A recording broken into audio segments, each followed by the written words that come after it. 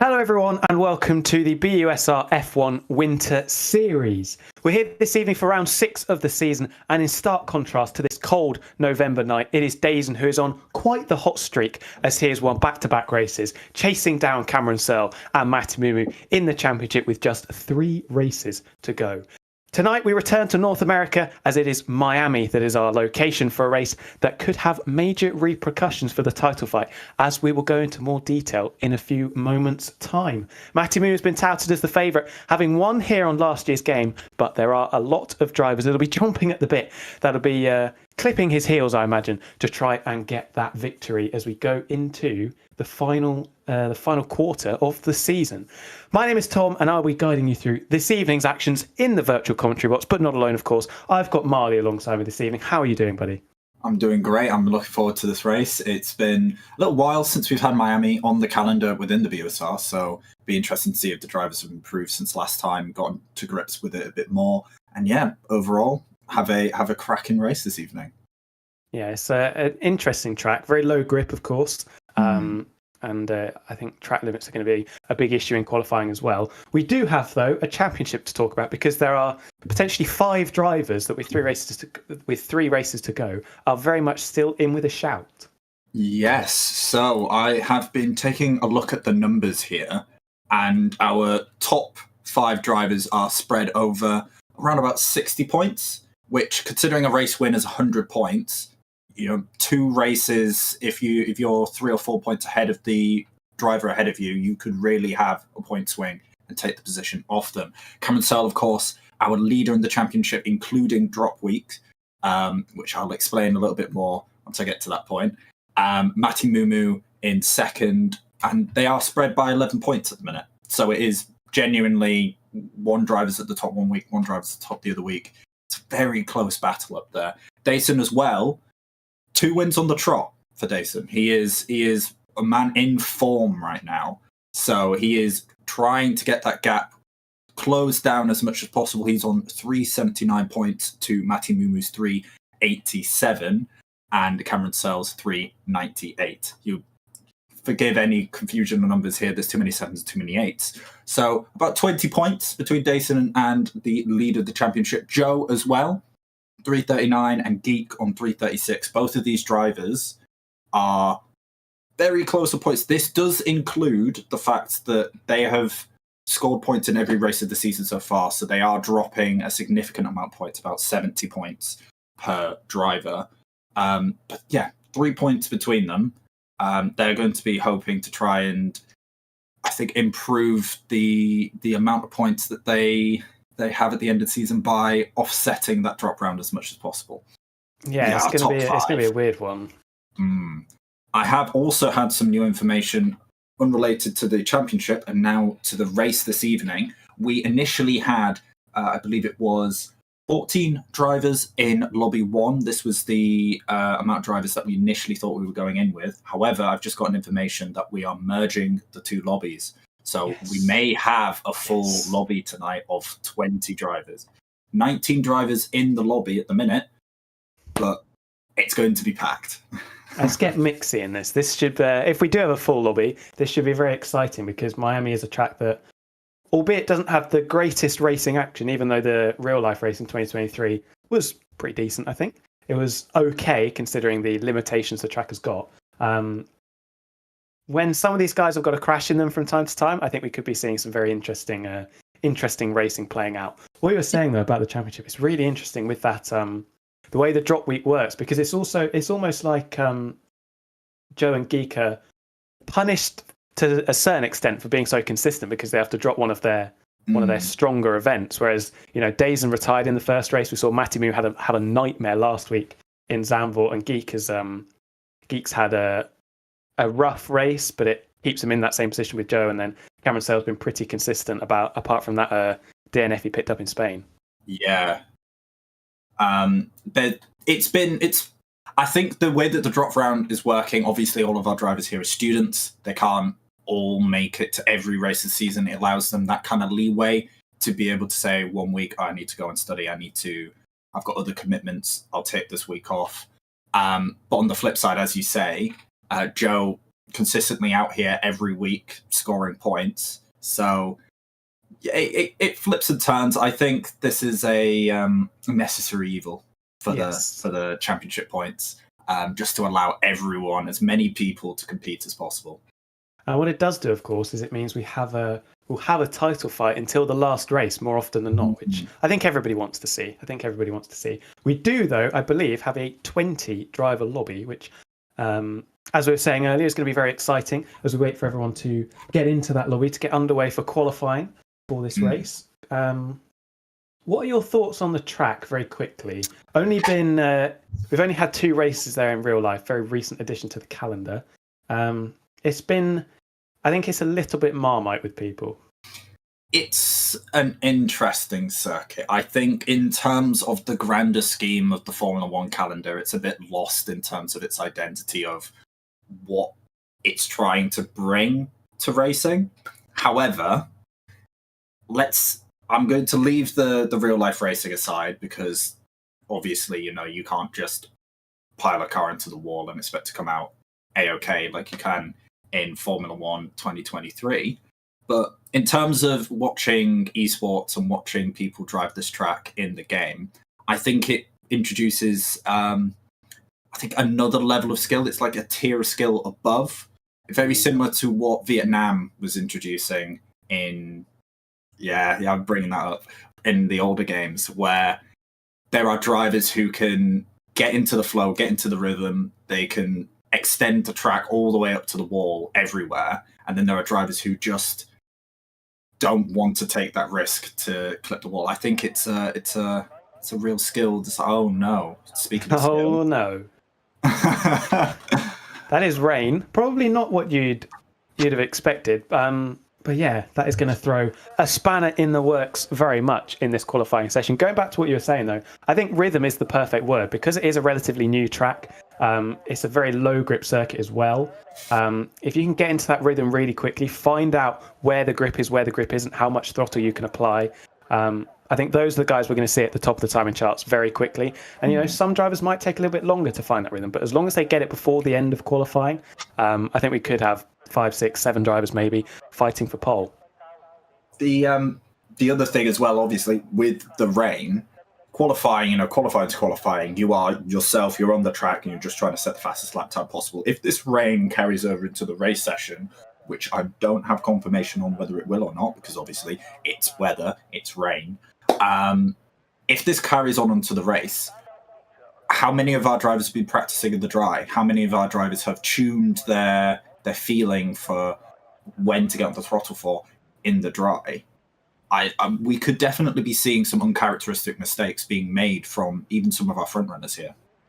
Yeah, I highly doubt anyone would have practiced Miami in the rain. It's not a scenario you find yourself in very often, as we've got a Haas that will be the first driver to take the plunge and come out on the track. I doubt people will be compromising their setups for this. I think people will go for a dry setup, presuming the race is dry, which obviously they'll be able to see on their what do they call it? The screen that they've got. MFD? No, the screen they've got in the pits. I never know what it's called. It's just a monitor, isn't it?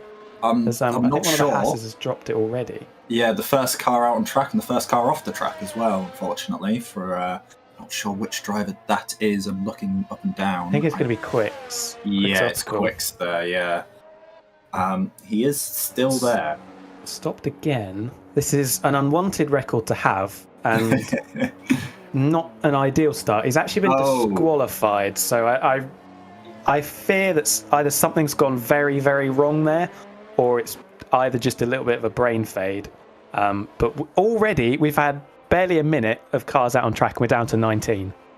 Get your bingo cards out, ladies and gentlemen. I mean, that's very unfortunate for Quicks. I'm not entirely sure. Maybe it was a hardware issue, something that just required him to pull over to the side of the track. And yeah, fairly unlucky on that front. But that does mean our lead driver at the minute is Cameron, a first car to be coming over to start a lap, which would be very exciting. Yeah, I think in this scenario, you probably don't mind being the first car on the track. You can find where the grip is first and probably try and exploit the limits as much as possible. But we are going to go for a flying lap with Cameron Searle around the Miami Grand Prix circuit. Very interesting run to the line with that little kink to the left and then right. Into turn 1, it's a very low grip circuit, as we said earlier, trying to avoid the curb on the inside. And then the curbs on the left and the right here through turns 2 and 3, as we see Cameron Searle getting very out of shape, as I was calling it. Very, very slippery. You've got to be careful of those, like you do on the majority of tracks. On this game, flick it left though into here, and then as we complete this very technical first sector, lots of high-speed corners, we've got some yellow flags, cars backing off. We might have even had a car facing the wrong direction as we come up to the double apex of turns 7 and 8, and then onto the long, I call it a straight, but we've got so many different kinks in this straight, it could probably make about 3 or 4. Purple in the first sector, of course, he is the only driver that has completed the first sector, though I think we will be seeing Cameron Searle towards the sharp end come 15 minutes time. We're down into the heavy braking of turn 11, and this is the really difficult part of the track. This section is, personally, I think it's absolutely horrible because it completely kills any racing opportunity you could have coming off the back of that straight into the very, very twisty turns 13, 14 and 15. Low grip again, those sausage curbs on the inside really do dampen your spirits and can really hurt your run coming up onto the back straight. Another very long straight, so 109.7 through the first couple of sectors. It's looked relatively tidy, apart from that middle moment going through turns 2 and 3 as we come up towards turn 17, which is again a very difficult corner. You just feel like you get dragged towards this outside barrier. Very low grip on the exit as well. Got to get the turning point exactly right, which Cameron does pretty nicely, but be careful of the wall on the right hand side as we come round the final corner and up to the line. What is it going to be to kick us off? Going to be nowhere near the dry times we would expect, but it's a 37.2. That is our benchmark. We've got an Alfa Romeo who will be next, and we'll have to see how close he can get to Cameron Searle.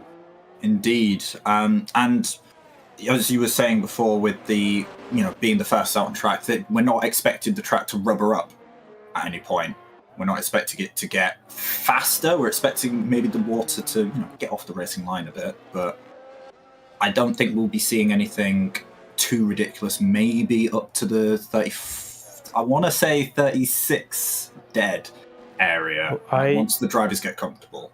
I wonder if it's actually getting wetter because the times coming in are nowhere near what Cameron Searle did. Matemu was 4/10 down. I wonder if the rain is picking up because Assassin's nearly 3 seconds down as Dazen pops it up into third on a 37.9. It could just be that people are taking a little bit longer than Cameron Searle to adapt to these conditions. I think Matemu was going to probably go again. You want to try and get into that rhythm. I thought he got it a little bit wrong there, and it was a bit messy through the first set. We'll see if this is another push up as we come through the first set to split Geek into second place with a 37.4. Matemu was a 10th up on his previous best and is going to get a little bit of a slipstream down that straight from the Aston Martin, so I'd be surprised if he doesn't try and complete that lap unless he has got minimal fuel on board, which of course we can't see. But Cameron Searle, first guy over the line, and he is the leader as 15 guys have now set their first flying laps. Indeed. Yeah, we were just on board with Matemu there. His ERS seemed fairly low, so perhaps maybe he's just getting a feel for the track, just driving around, maybe a fast-in lap of some kind. But we will see as he comes up to the line. But yeah, all of these lap times are much larger spread than you'd see in the dry. That's nearly 4 seconds now between the slowest time and the fastest time here. So hopefully drivers get adapted to this quickly and we get to see those times close up a bit.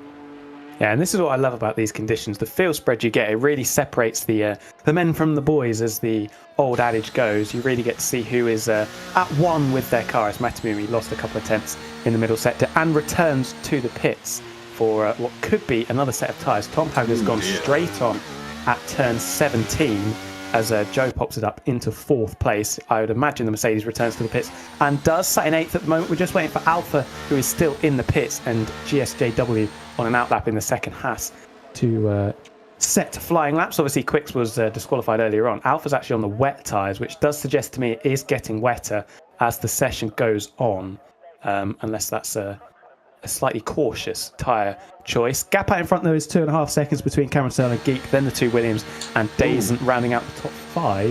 A heart attack there. I forgot that the map goes red when they're on an invalid lap. I thought that was a red flag. Red flag in qualifying. I don't actually know if you can get red flags in qualifying. It would be a cool feature, but bit unnecessary, yeah. I think.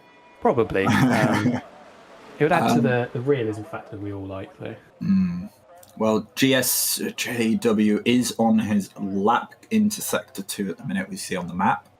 I wonder where he's going to end up. There's a few names in this timing tower that I've not seen commentating this season, either because they've not been showing up when I've been in the commentary booth, or they've been in the second lobbies. We see Cameron Searle going into the 36's 0.8.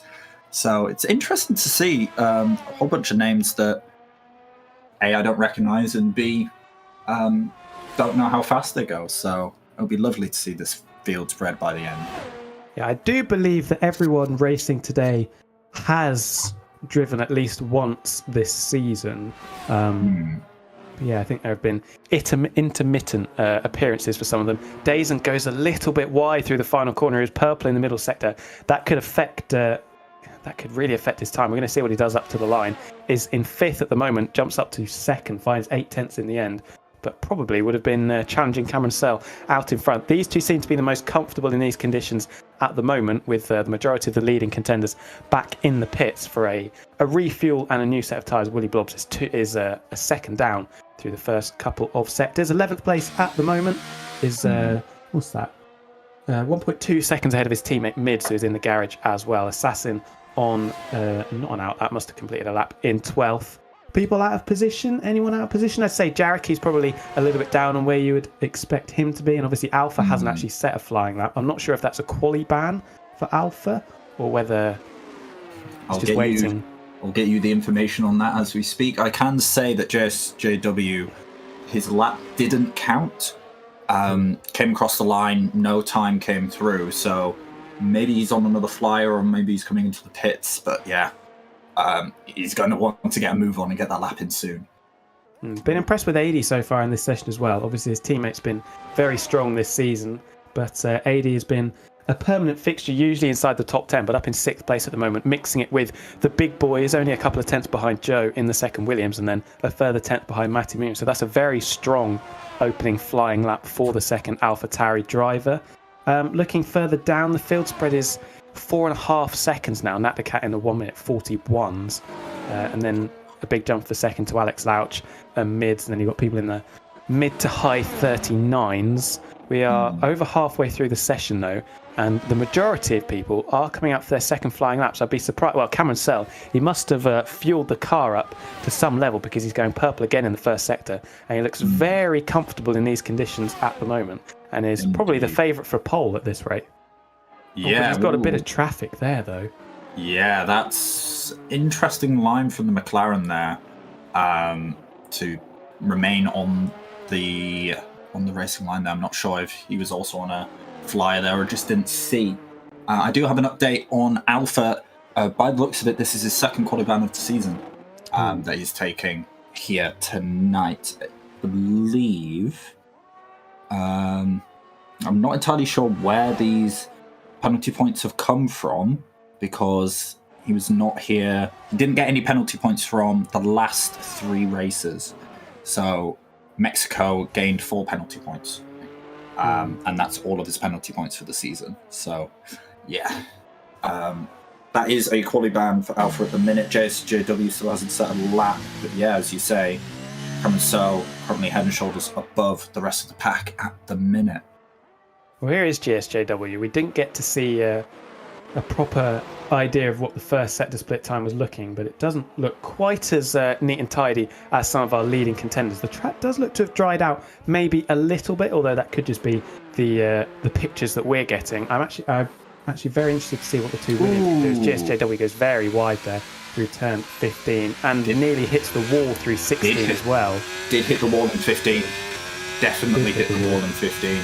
That was a big hit. I'm surprised that the front wing is still intact. But still a valid lap. He's still going.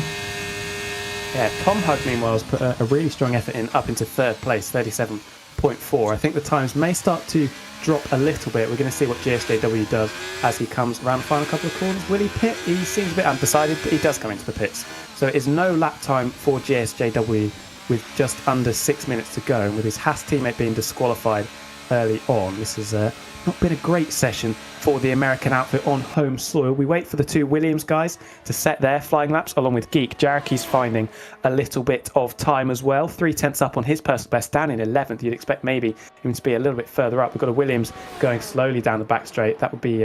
That's really interesting, actually, because one of them, and it is Joe, it has to be, has backed off that time. Jaraki, I think, is in the wall. Joe's in the wall there as well, going through the final corner. People really struggling as Joe returns to the pits. What is Jaraki going to do? It's not going to be that competitive. It's only a 38.1, goes 8th fastest. Struggling a little bit in these conditions. Matamumu, while we were looking at that, did jump up into 3rd, but stays behind Dazen, who is still 3/10 behind Cameron Searle. No one able to get anywhere near the 36s at the moment, with Cameron Searle leading the way comfortably from Dazen and Matamumu. Just under 5 minutes to go. This is the business end now, and I expect people will probably have fueled up the cars for a few laps at the end of the session to try and make the most of what should be the best conditions. Indeed, like you're not going to see much tyre fall off in the wet. These intermediate tyres are built like a tank. If you want a good example of that in real life, I recommend the most recent Turkish Grand Prix in the wet, where they were running them down basically to the canvas. So these tyres can take more laps than the typical soft tyre could.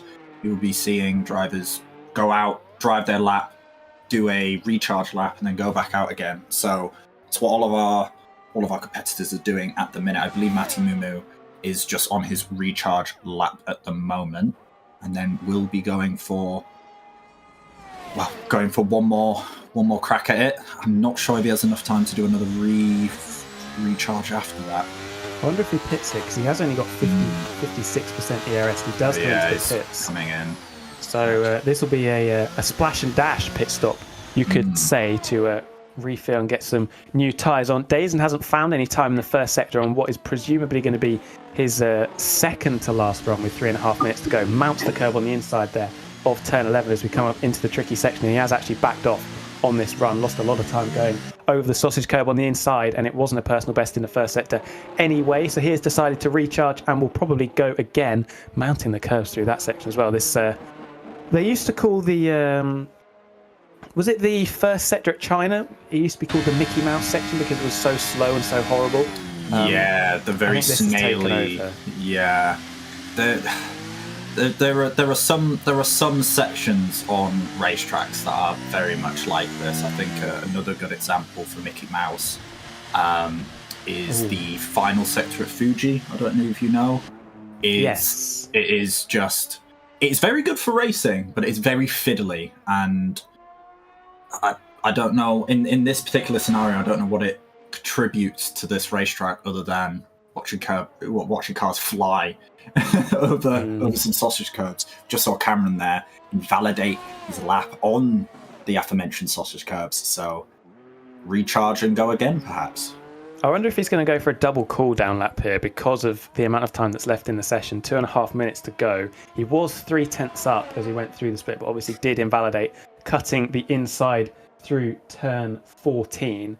We'll have to wait and see if he goes again. Everyone coming out of the pits with 2 minutes to go, with the exception of Matamumu, Jaraki and Arias still yet to come out. Alex Lap's invalidated as well, as he will probably only get one more go.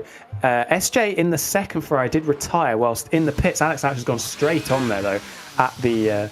it's not the final corner, turn 17, the final proper corner, you could say. He's going to struggle to get out of there. With this is going to be the optimal example of a 3-point turn in a Formula 1 car. Mahavir Raghunathan sends his regards. Oh, that was an interesting moment. Raghunathan, one of them esteemed Formula, I believe it was Formula 2 he was in, getting stuck at Azerbaijan and not turning his wheel while trying to reverse. So he did about 18-point turn in the end. And Alex not enjoying the wet, it seems.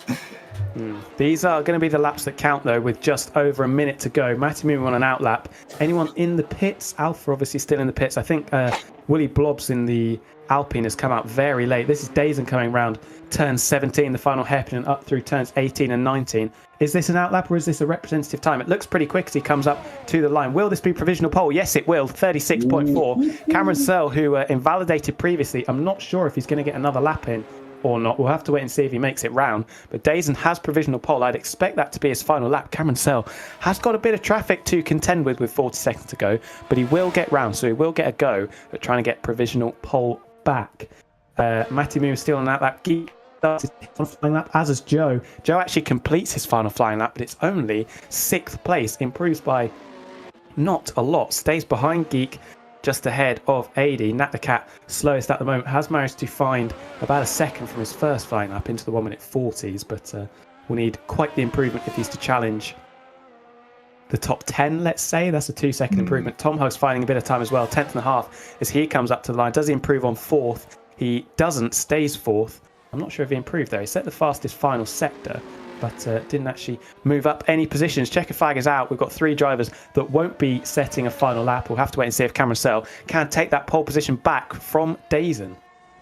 Yeah, there was some interesting shenanigans going on with those last 3 drivers. That the Haas driver at the front of the pack of 3 there, and they were going very slowly through the final Mickey Mouse sector, so to speak. There was a huge gap between themselves and Tom Hug.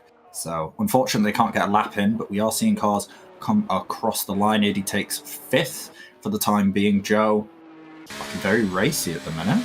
Yeah, Joe going again. 80 with a brilliant lap to get up into 5th. Willie Blobs over the line. Didn't actually make it round in time, I don't think. Dazen goes even quicker, though. It's a 36.1. Lowers the benchmark even further. And he's put 7/10 of a second between himself and the rest of the field. That is quite the roof raiser from the Red Bull driver. And will anyone be able to challenge him in the closing moments? Looking further down, Assassin's finished down in 11th. Geek doesn't look to be improving by enough to challenge yet. He's over a second down in 5th place on a 37.2. And Matty Mumu not improving either as Joe goes up ahead of his teammate. We're waiting for Cameron Searle if he's going to find any improvements. Matty Mumu down by 1/4 of a tenth. I think it's going to be 4th at best, is it? Unless he can find time in the final sector. Ooh. He does find a little bit of time, finds a 10th as he drifts over the line. It's a 37.0. Cameron Searle improves as Krabby Patty gets disqualified late on. Cameron Searle improves as Aria up into 10th, but still 3, nearly 4 tenths down.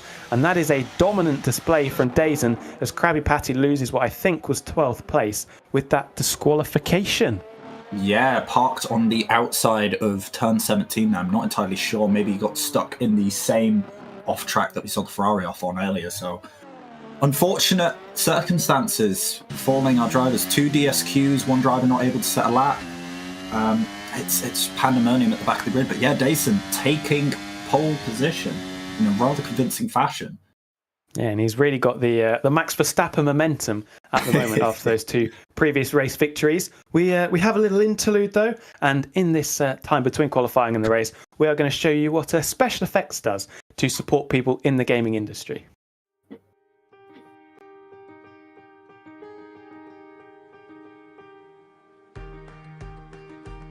Nobody likes being left out.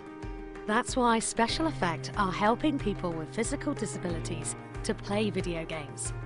But this isn't just about having fun. The gaming setups we create are personalised, so people can play to the very best of their abilities. And that opens the door to inclusion and independence, confidence and creativity. Help us level the playing field and create more magical gaming moments. Because it's everyone's turn to play.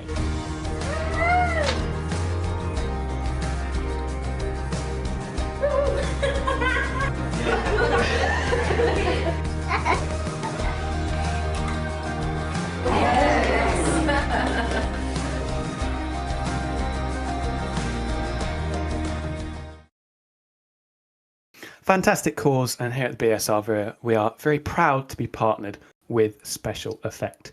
Moving back to our action though, it was Cameron Searle who was dominant in the early stages of qualifying, but then Dazen putting some huge distance between himself and the rest of the field. And with the exception of Cameron Searle, he was nearly a second clear of everybody else. Yeah, it was. Look, I'm feeling very, very vindicated that so far it's 3 out of 3 time predictions that I've gotten correct in quali. Almost. I'm taking it. But yeah, like dominant display. Initially, we did see that our drivers were getting to grips with the fact that Miami and wet haven't really been combined in any capacity in real life or in previous seasons. So there was a lot of fact finding, a lot of wall finding, a lot of runoff finding, but it's looking competitive. We've got a really clumped up group at the front. We've got a very clumped up group around 10th to 12th area, kind of 5 or 6 drivers there. So we're going to see some cracking racing all up and down the field. We don't know if it's dry or wet yet. It's not raining, which is a confirmation that we have, but we don't know whether the track is dry yet. Perhaps we have a drying race, which would be interesting to see. Maybe. Yeah, I mean, the only experience they really would have had would be on last year's game. You can see it is a dry track as the 5 red lights are ahead of our drivers, and it is eventually going to be lights out and away we go. Everybody goes as they do every start we have, and we are underway, and it's Dazen not getting a particularly good start, I think, and Cameron Sell might think about a move down to turn 1. He does go for it up the inside of turn 1, but Dazen manages to hold on. Brilliant start from Tom as he goes around the outside of Joe, and Matamiru trying to get involved. Bit of contact, I think, between Joe and Tom Hug, and that's sort of left everyone else concertinaing up behind. Everyone had to check up as they got into each other, and Tom Hug lost a couple of places. Geek getting through. Cameron Sell, though, takes the lead away from Dazen, and now Matamiru was hot on his heels as well. Big gap forming behind the Aston Martin there. I think we've had some kind of incident going through turn 1 that we weren't able to catch, but it is Cameron Sell who's managed to take the lead, and Dazen now under huge pressure from Matamiru. Look at this racing further back. Krabby Patty trying to make up for that disqualification, goes all the way around the outside of Alex Louch, going through turn 7 and 8. Brilliant move, and now the 2 Ferraris are going to go into combat down the mini kinks we get as Alex Louch gets... Well, I'm not sure what happened there. I think he got squeezed by his team and then spooked a little bit and almost ended up in the wall. Cameron Sell has lost the lead again. Today's now in front. As down the inside goes the Ferrari, and squabbling going on throughout the field. This isn't usually a place where you want to be battling people. Ari and Jarky going into combat through the Mickey Mouse section. The 2 Mercedes getting caught up behind. Tom Hug has lost a whole heap of places on this opening lap. But Cameron Sell leading the way ahead of Dazen. Then the 2 Williams and Geek are 5 championship contenders currently holding the top 5 positions. Yeah, there's chaos, complete chaos up and down. We saw Krabby Patty gaining from 19th up into 15th as we see Cameron Sell take the lead back again. So already 2 lead changes, and we're only on to lap 2 as Dazen tries to slipstream, get around the outside, cut off, and we go VSC. Looks like Krabby Patty, who I just was talking about, has no front wing. That is an interesting place to lose your front wing. He's lost it on the inside of turn 17, so I don't know if he got tagged on the exit or just simply dropped it and managed to, spin very sharply into that inside wall. But that is and it's a safety car, in fact. Wow. Safety car just came out into the rear pack of drivers, so they're just navigating around. Very odd choice. Getting a safety car out for what seems to the minute just be front wing debris. We see there Willy Blobs missing an end plate. You see there his right end plate completely gone, so perhaps a clue as to what has happened back there at turn 17. Yeah, potentially, but I think there was also some kind of kerfuffle going on at the front and at the back of the pack further forward. SJ has also got some front wing damage for Ferrari. This safety car is going to help these guys. They can get onto some new tyres. The majority of people I've seen have been either on the mediums or the softs. Haven't seen anyone, I don't believe, on the hard compound tyres. Krabby Patty is actually retired, but I think that is a manual retirement because he is still going. And obviously with the safety car out, that's not going to cause any more issues. You can see SJ there with that front wing damage. I wonder if his teammate Alex Louch has got wing damage as well. It looked like he might have done coming through turn 16. But yeah, there was a contact further. There was contact at the front between Tom hugging, I think it was Joe, going through turns 2 and 3, and then everyone had to check up behind. And then there was some kind of kerfuffle going on further back, which is why we've got all of these front wing damages. And Dazen's actually into the pits. So I wonder what that's for. Doesn't look like a front wing change. No, so this is obviously strategic. Thankfully for him, gets out in front of that Alfa Romeo coming into the pits, so doesn't get held onto the hard compound of tyres. We do actually have quite a few people on the hard tyres towards the front. Joe on the hards, along with 80, 2 Mercedes and Assassin.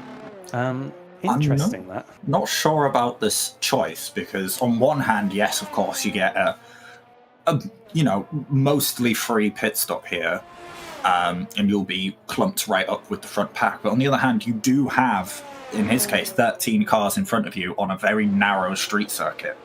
So it's a question of whether the time saved pitting under the safety car is worth having to push his way past, in quite realistically 13 drivers. So it'll be interesting to see if that works out. The Ferrari front wing situation with SJ's missing front wing, there was a bit of contact between the two Ferraris, but as far as I could tell, at that point he had both end plates, because I didn't notice anything odd. Was it SJ or Alex? It was one of the two missing their end plates. I think SJ has replaced his front wing. Well, Alex has been in as well, because he's 10 seconds back. So that's what confused me there. Yeah. Jareki's down there in 15th as well. I think he was the Alfa Romeo we saw coming into the pits. Willie Blob's in as well to fix that front wing. I wonder if that was pre-planned from Dazen, or whether it was a spare of the moment decision to get rid of those medium tyres. Interesting strategy, but it feels like every time I at least have questioned somebody's strategy this season, it's turned out to gift them a race win. So I'm gonna say nothing, and we'll see what happens in the coming 26 laps. Yeah, Hungary was an interesting case in point where we saw a bunch of people coming in that safety car, and we were like, what on earth's going on? What's happening?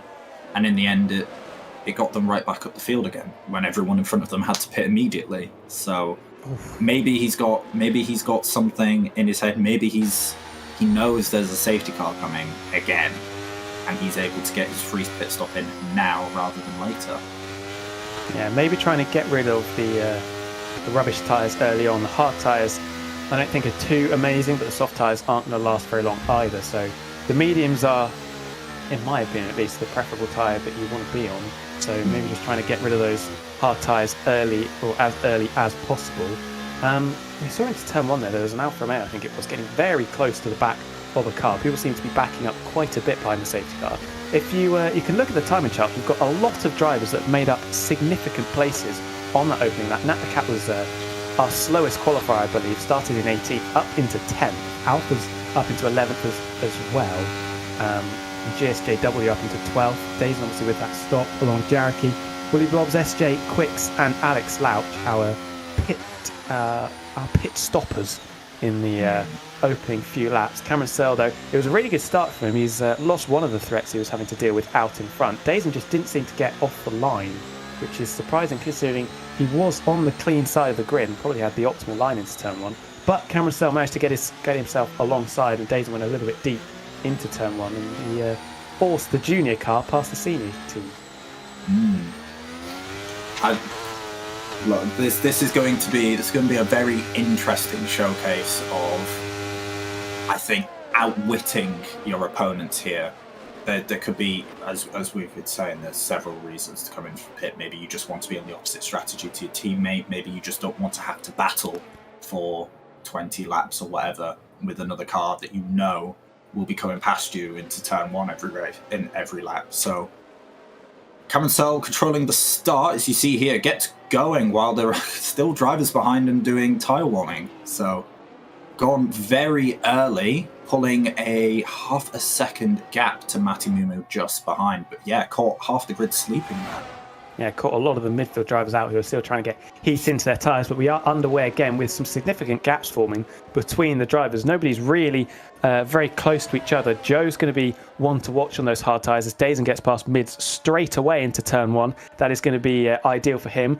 I mean, who are we to question the race strategy of the guy that's just taken pole position and won the last two races? So I'd like to think he probably knows what he's doing. I think we're allowed to be slightly perturbed, but yes, you know, he knows what he's doing. That's more or less it. Matti Mumu trying to stay with the AlphaTauri of Cameron Searle. We haven't seen any of these guys dry pace, of course. We had that wet qualifying session, so nobody knows who's going to be quick at the moment. Matti Mumu, as we said in the intro, is very strong around this track. He won the last race we did on F1 22 and is probably fancying his chances, seeing one of the Red Bulls pit early on, and he's got that AlphaTauri in his sights, and I think he's going to be waiting until some DRS is enabled to try and get past the AlphaTauri. Joe getting a little bit out of shape going through 16. Then it is Geek ahead of 80, Aria, Tom Hug, GMT, UFC, Assassin, and Nat the Cat holding on to 10th place at the moment, although there is a little bit of a choo-choo train forming behind the Alfa Romeo. This is going to go defensive down into turn 17, and Alfa and potentially Dazen are going to be thinking about getting past him very shortly. Here goes the McLaren around the outside as Aria gets past 80 into the very same corner. That was particularly easy for the McLaren as Matemu sets the fastest lap, and Dazen almost caught out by Nat the Cat going slowly, having to lock up quite spectacularly. I don't think he expected Nat the Cat to, I think, lift out of the move there. I think Nat was more or less going, take the position, and I think Dason didn't see that just ahead, so a little bit of an evasive maneuver. But speaking of the maneuver, trying to go around the outside of Nat here, getting the inside into this left sweeper here, and gets ahead. Nat there getting a bit out of shape on the outside. As Jareki also takes the opportunity as Nat goes off the track just on the outside there. Dazen absolutely flying here, though. Yeah, he's a man. It's like a man with his pants on fire. He's trying to get himself all the way back up into that into the top battle within like 2 laps at this point. Yeah, he's got the bit between his teeth, almost contact at the apex between himself and Alfa, and that's going to allow Jareki, who is sat very close behind down the straight. We were almost 3 wide going into turn 11. Now we're going to see if you can get 3 cars through this Mickey Mouse section. It turns out you can, although Dazen having to check up a little bit behind Alfa, and I think he hits him there going through turn 16. No damage that I can see, but getting out of shape. There was more contact on the apex as Jareki ran into the back of Dazen, and that's almost boxed the Red Bull driver in there because he can't find the right line, although Alfa does go over to the left-hand side to go defensive down into turn 17, and Dazen's actually going to end up losing a place here as DRS gets enabled. This is going to halt his charge a little bit because he was looking very racy, but he ends up finishing in the same position he started the lap. Yeah, I mean, I was just gushing about the fact that Dazen managed to gain 2 positions there, and then Alfa managed to get a bit of draft on him down the back, almost straight, I'm going to call it. And yeah, that allowed Jareki to stick his nose in, and yeah, it seems that Dazen has a really nice car for the first sector here, but doesn't quite have the top end speed that everyone else is running. Yeah, and there was a brilliant move around the outside of turn 1 for Jareki. Are we going to see a similar move around the outside from Dazen? Gets all the way around the outside of Alfa. That's not usually the line you want to be taking if you're trying to overtake a car, but he says, screw the rules. I'm going to fly around the outside of this slow McLaren, and eases his way up into 11th place. That was brilliant stuff. He's looking very racy in these early stages to try and get those positions back. You can see him, he's trying audacious moves. Went up the inside of turn 4. He's now going to try and go up the inside of the Alfa Romeo of Jareki, but Jareki holds on to 10th place, and Dazen's going to have to wait until the back straight up towards turn 17. We've seen some brilliant racing from the Red Bull driver in these early stages. I wonder if we'll see him racing for the podium in 20 laps time. We'll have to wait and see how this strategy plays out, although there is a big gap forming as our top 4 pull away from Aria in the Red Bull. He's dropped 5 seconds to Geeks. I think this is going to be a fairly regulation overtake, for once from Dazen, overtaking someone on a traditional part of the track as he moves up into the top 10 there. Yeah, he's trying everything. I think he's trying to make moves where people are least expecting it, because you're not expecting a move around the outside of, I believe, what number is that corner at this point? Oh my gosh, turn 6 into turn 7 there, as we saw, and yeah, just caught him napping.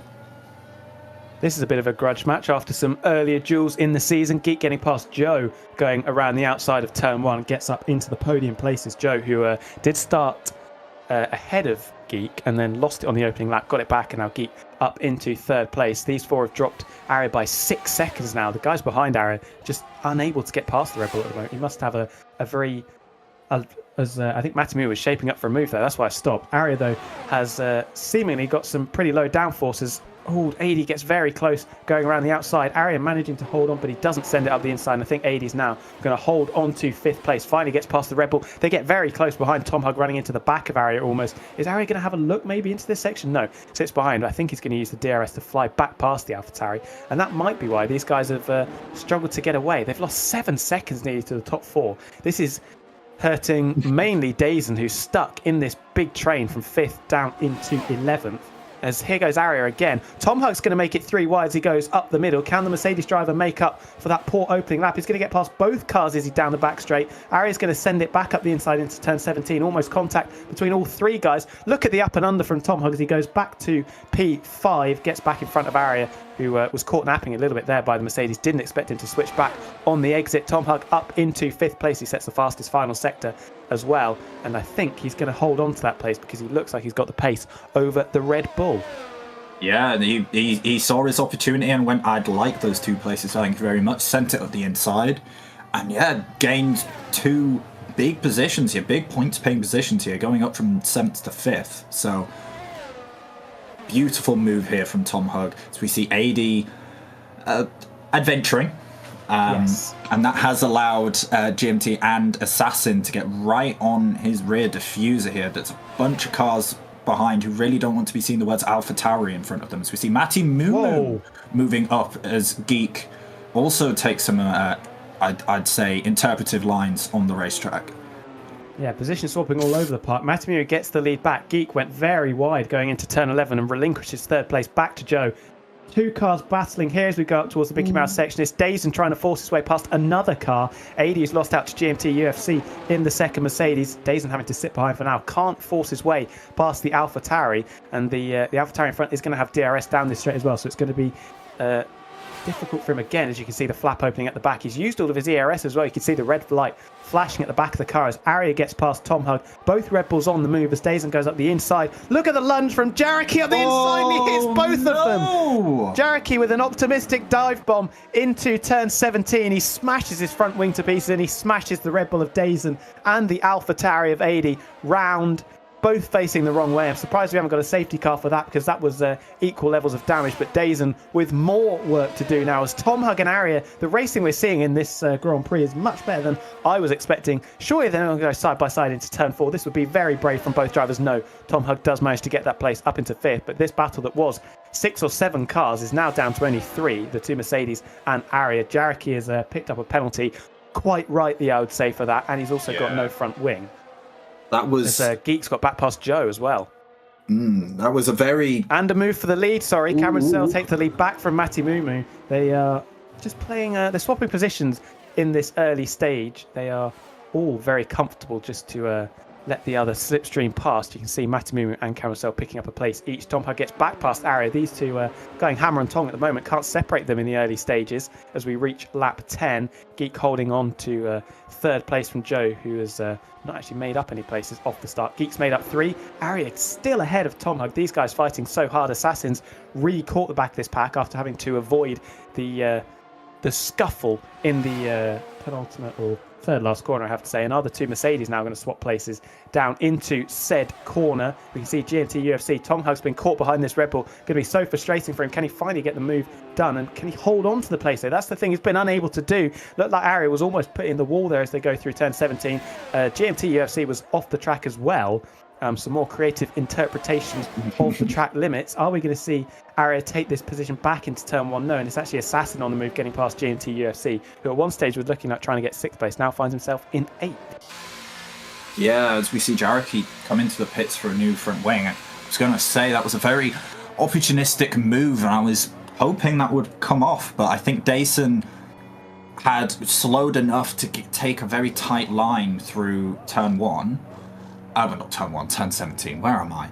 A very tight line through turn 17, and I don't think Jaraki was expecting the room to just disappear like that. So yeah, 5-second penalty, a very slow pit stop, of course, for the front wing as well. He's going to come out in plumb last on the road, unfortunately.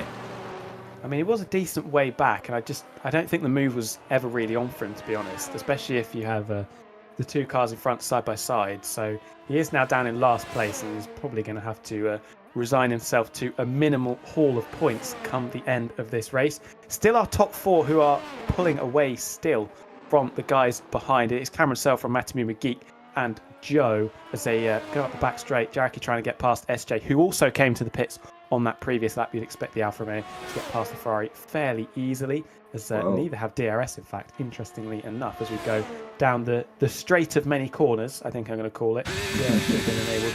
But it hasn't. We're going to go into turn 11. I think Jarek is going to hold onto that place pretty comfortably. And up into 18th, Alex Louchlow is 19 seconds up the road. It's going to be a long evening's action for Jareki.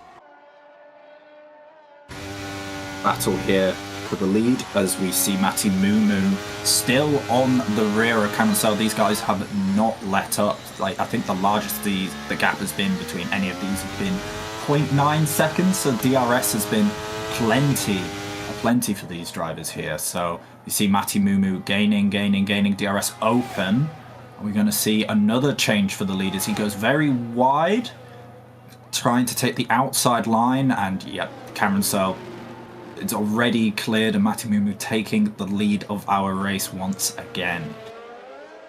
Yeah, they are looking very happy to be swapping places at the moment, but I think they should be concerned about Joe behind, who is on the hard compound tyre, whereas these guys are all on the medium. So watch out for Joe in the latter stages of this race. He's got good pace at the moment, 12 seconds to the cars behind as well. So when they do pit, they're going to have to be careful traffic-wise. I think Cameron Sell might try and take this place back into turn 17. No, sits behind, thinks better of it, happy to hold on to second place. Geek actually lost quite a bit of time down the straight there, so maybe running a slightly higher drag setup. He's got to be careful of Joe coming out the final couple of corners. I think Carousel might have taken that place back. Ari and Tom Hug just cannot get enough of each other in this race. Still dueling over 5th place. Tom Hug holds that position for now. We've got 5 cars. Dazon's managed to catch this group once again. That's how much time they're losing for battling. Assassin goes very wide through the final corner. It doesn't affect him too badly. Is Ari going to take this place back down around the outside of turn 1?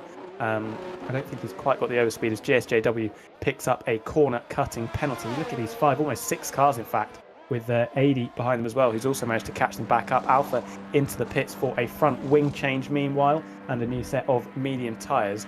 Yeah, we've got some very hard fought battles all throughout the field, and I think that's going to continue for the rest of this Grand Prix. As Mids disconnects from the session there, not entirely sure what's happening there. There is a retirement and a safety car.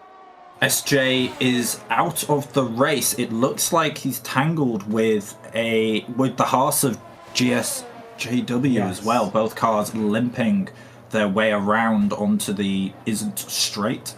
I was going to mention before we had this safety car, the lead group should be concerned that they still don't have a significant enough gap over Dason. Like, a pit stop here is, how long do you reckon? It'll be in the... as we see. Interesting. Arias made a mess of this. He overtook Tom Hug while the yellow flags were out and tried to give the place back, but I think he drove into the wall to try and let the Mercedes past and nearly lost out to Assassin in the process. That was a little bit messy. Will our leaders come into the pits as Arias now dropped down into 10th?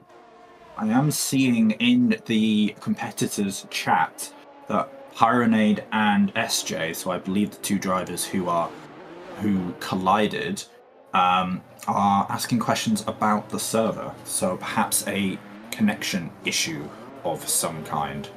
The name that we did see disconnect was Mids, who, as Joe, was parked in an odd position to be pitting. I think he got his pitting in the end. I think we are having a few server issues because that looked very dodgy. What I was going to say was, if they don't have a large enough gap over Dason, they could have been coming out 5-6 seconds behind, but Dason's come into the pits as well, which makes my monologue entirely worthless. Dason comes out into 7th with a brand new set of medium tyres.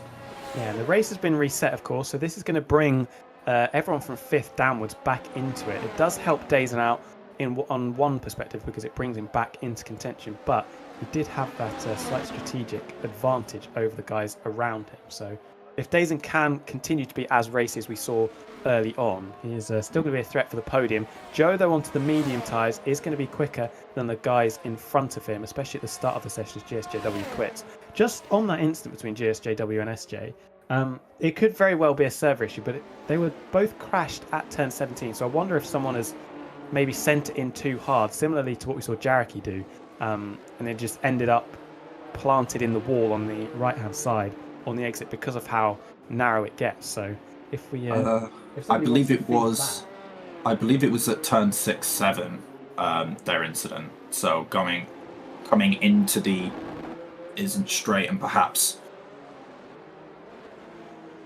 was it at the back? I'm getting confirmation that I'm just wrong. I'm fairly sure it was turn 17. There was some malarkey. There was some malarkey in another location. I'm just going to be wrong. Please continue. Overtaking the safety car. I I think Cameron Searle's overtaken the safety car. He has. What is going on here? We're having. Yep, everyone's overtaken the safety car. What are we doing? What's going on? They caught the safety car, and they're now all overtaking the safety car as people are going to get blocked in. I hope there's not a crash under the safety car. It looked like somebody hit the safety car there. The McLaren, I think it was, as they all file through now. It's yeah, that's a little bit sketchy. Not quite sure what's going on there. But it is. Yeah. No, everyone has managed to survive the safety car. Alex Ouch, you can see at the back on hard compound tyres, brings him back into contention as well, as it does with Jareki. Alex has got to be careful he doesn't hit the safety car here because it is a little bit wild. That was almost an airplane crash as he went through turn 4, but luckily he manages to get around the Mercedes going slowly, and he can continue to catch the rest of the pack. I have no idea what's going on here. The only thing I could see this potentially being is that the game thinks that they need to let someone unlap themselves, and now everyone's unlapping themselves on no one. So hopefully we get underway shortly. I think they will catch up to safety car and do 1 or 2 more laps, and then basically it will be a sprint race to the line. Yeah, I mean, it's something I've seen on previous games. I haven't seen it on this game. Interesting what's going on here between Dazen and Aria, as it looks like they're almost battling down into turn 17. What I hope isn't happening is, for us, it says that the safety car's still out, but it is actually green flag racing. That would be catastrophic, especially with the safety car still out on the track. But Cameron Searle is about to catch the safety car for the second time, and hopefully this one it's a little bit smoother than what we saw last time. There is the Aston Martin, not the Mercedes, going slowly. Jareki's into the pits again, interestingly. See what tyres those are. But yeah, they've caught the safety car, and everything looks to be in order. Jareki into the pits for some softs. It looked like he had some old rubber on. He had 5-lap-old mediums. I'm not sure where they came from. Perhaps they were from an earlier stint that he's accidentally put on. But only driver on soft tyres toward the end of the race here, looking to be another 11-12 laps of racing, depending on when the safety car driver decides to turn off his lights.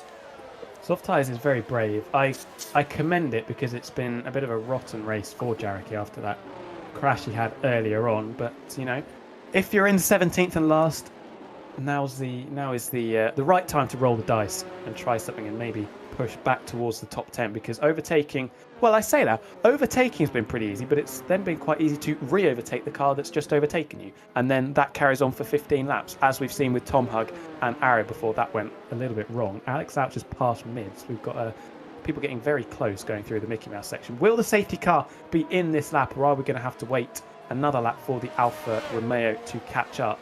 I would have expected race control to give us a message by now. So I think we're getting one more lap of safety car running, unfortunately.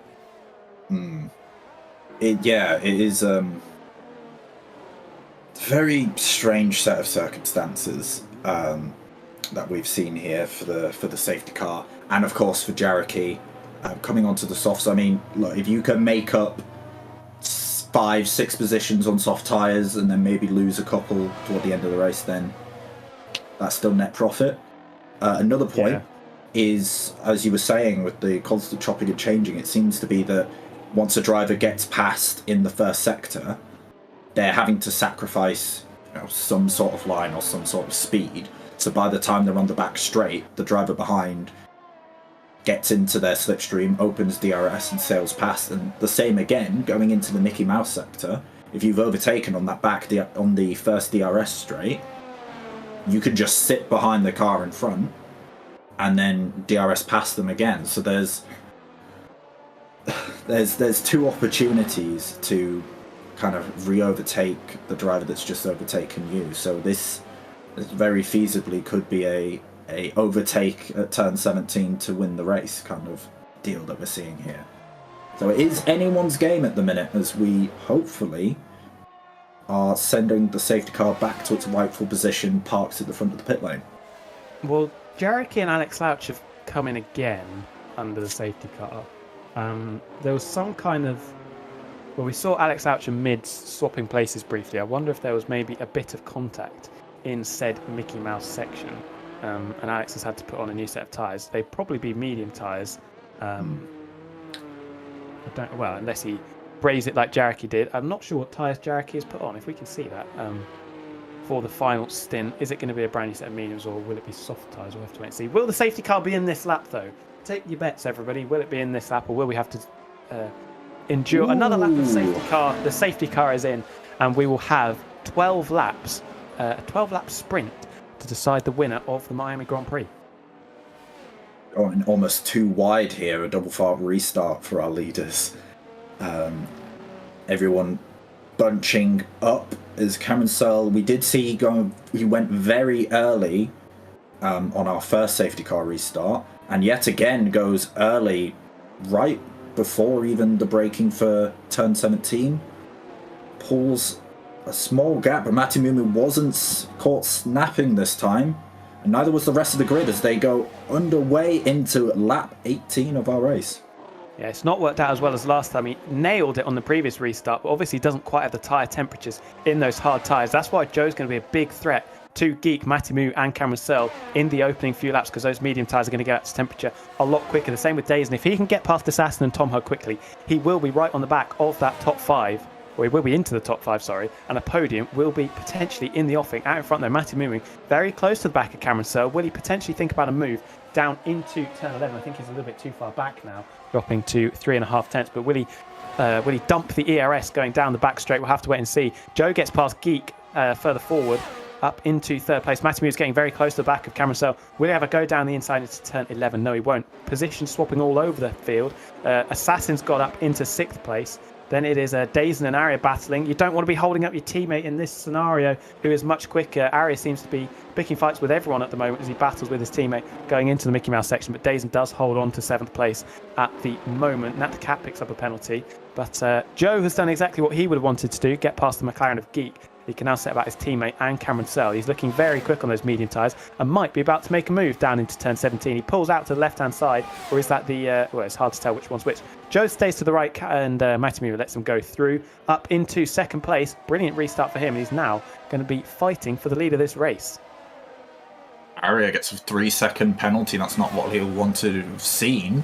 After battling so hard throughout this race, a 3-second penalty after a safety car restart is almost a death sentence. So, unfortunate for both of our drivers with 3-second penalties there, as we see Assassin in 7th position. Dason managed to get his way past Dason with one more car in front of him before the lead packs. We see a car backwards. That is Nat the Cat. And is that a new front wing that they will need? No, they've still got an intact front wing, so just a spin through the first turn there. Very unfortunate. Joe got the lead, ran the outside of turn 1. Cameron Searle didn't fight it too hard. So Joe started the restart in 4th. Now up into the lead of this Grand Prix. None of our leading contenders have penalties to deal with at the moment, but with 10 laps to go, Joe suddenly looks like the favourite for this race on those medium tyres. Strategy to start on the hard tyres and take the early pain. Clearly working. Geek goes very wide through turn 11, not quite as wide as he went earlier in the race to concede 3rd place to Joe before the safety car came out. Tom Hugston in 5th, ahead of Dazen, who I imagine will be getting past the Mercedes and closing up to the back of this quartet to make it a quintet very shortly. Assassin down to 7th, Arrow with that penalty in 8th, 89th, and GMT UFC in 10th. Jareki's up into 11th meanwhile, after being, I think it was 16th on the restart after a couple of pit stops. So whatever tyres he chose to go on, they're clearly working. Alex Ouch has made up a couple of places as well. Matimu doesn't think about a move into turn 17 as Dazen all over the back of Tom Hug. I think it's going to be only a matter of time before he gets up into 5th, and you can see he is still right with these leaders. So don't count Dazen out for a potential hat-trick of race wins here. Yep, DRS also enabled. They won't get DRS on the front stretch due to the detection zone being before the line. So we will be seeing DRS-assisted overtakes into Sector 2. Dazen trying to stay as close as he can to Tom Hug through the dirty air, still within 3/10. Coming around turn 7, a little bit of a lock-up there from Geek, I believe, who's been going a bit wide in a couple of places, a bit messy in a couple of locations. He's not going to want to be doing that as he sees 2 cars breathing down on his neck with DRS wide open. So we see Dazen going around the outside of Tom Hug. Tom Hug also with DRS trying to go around the inside of the McLaren. It's all getting a bit jumbly here. They contact on the tyres there. Crucially, a couple of things to note. Joe almost broke DRS to Cameron Searle. Matimu did fall out of DRS though behind Cameron Searle, so he could be under pressure from Geek going down the back straight and then in the subsequent few laps, unless he can get back within 1 second. But it's starting to open out a little bit more, so Matimu might have thrown away his chance at a race win at the moment because he's dropping a lot of time to our leading duo. This is AD on the back of Aria, who continues to lose places. Will it be another for the Red Bull driver dropping down into 9th and potentially 10th as GMT UFC has a look around the outside? Big lock-up further forward. I'm not sure who that was. I think it was probably one of Dazen or Tom Hug. Cameron Searle with the fastest lap though, all over the back of Joe, and they've absolutely dropped Matimu. It doesn't look like he's got the pace at the moment. No, I mean, I believe Matimu is on the hard tyre, so perhaps just a bad choice of tyre, or he's just not able to get it fired up in the way that he wants. But yeah, he's dropped almost 2 seconds now to the lead duo, who are currently fighting tooth and nail to try and take this win. Cameron Searle on technically the slower tyre, but it doesn't seem to be showing as Joe just can't break the draft from behind. And as DRS opens, are we going to see an overtake? I think he's going to get the lead back very easily here. Joe had a fantastic restart getting from 4th up to the lead. Now has to relinquish that. They've dropped Matimu by 2 seconds. These two can bolt if they work together for the next few laps or so, because Matimu is dropping back. He's losing time hand over fist, and he's got Geek and Dazen critically on the medium tyres like Joe on the back of him. Tom Hug's managing to keep up with that group as well. So we've got 4 cars squabbling for the final place on the podium. You can see Matimu now 2 seconds behind. Doesn't have the pace at the moment to keep up. Joe, is he going to slipstream back past Cameron Searle down the back straight and into turn 17? We'll have to wait and see what he does. Moves out to the left-hand side, like the car behind as Geek moves out to the left-hand side and gets past Matimu. Joe very aggressively cutting back in front of Cameron Searle, trying to stop him from sending it back past him, but he does get the lead, and Geek crucially gets past Matimu, who is struggling. But I think the Williams is going to have something to say about that going down into turn 1. Will Cameron Searle have a look back up the inside? No.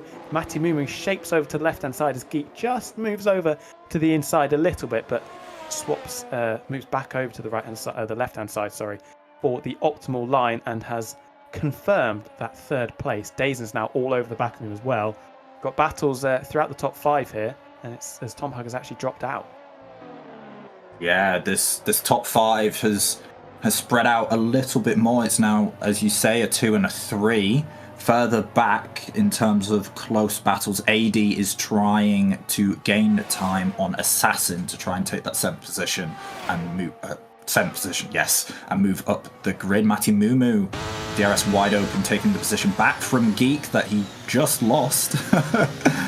Lovely bit of switch. You see Dazen trying to go around the outside here. Is it going to pay off? He just gets ahead as we go into the chicane here. A beautiful move. 2 for the price of 1. 2 positions lost for Geek in the matter of a couple of corners. Not quite the deal that you would want, but I think he's going to be able to keep up, at least with Matimu, who's still 2 seconds behind our leading duo, Cameron Searle.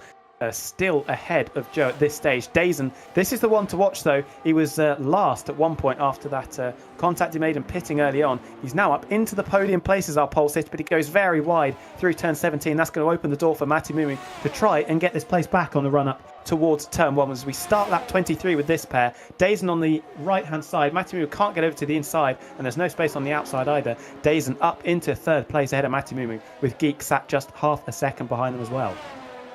It is very close racing here. Matti Mumu, I think, really wanted that position back, and I don't know whether this is going to go the same way as before. As we see, a car stopped in sector 1. AD is stopped. He seems to be moving again. I'm unsure whether that was sliding into the wall or perhaps a controller mishap, as we see him taking a very interesting set of lines through these turns. It does look like an issue. Damage. Yeah. Yes, it does. So I think he's been pitched into the wall maybe, or dropped it on his own. He was very close with Aria, who has been fighting people extremely hard throughout the course of this race. So maybe there was a bit of contact there. But yeah, that has ruined AD's chance of a potential top 10 finish, because he's going to have to get that front wing replaced and will drop right down to the back of the pack. Further forward, the battle for third rages on. They're still 2 seconds behind Cameron Searle and Joe. Cameron Searle with really commendable pace on these hard tyres compared to the medium runners of Joe and Dazen. The advantage will be starting to become a lot more minimal between the two tyre compounds. Dazen moves over to the left-hand side, doesn't want Matamumu to come up the inside into turn 17. Big lock-up. It must be Dazen who keeps locking up. Keeps saying lopping up. I don't know why. Up into turn 17. Matamumu once again thinks he's got an opportunity to get third place back as we go up towards turn 1. Lap 24 now. Will he have a look up the inside into turn 1? No, he doesn't. Stays in fourth. Geek waiting for his opportunity. Tom Hug now nearly 3 seconds behind them. Further back, we've got more dueling as well. Ari and GMT UFC squabbling over 8th place. Yeah, looking up and down, there were a few positions that just switched over. We see caution in sector 3. That seems to be a Alpine. That's Mids there, who has stopped just past the pit entrance backwards.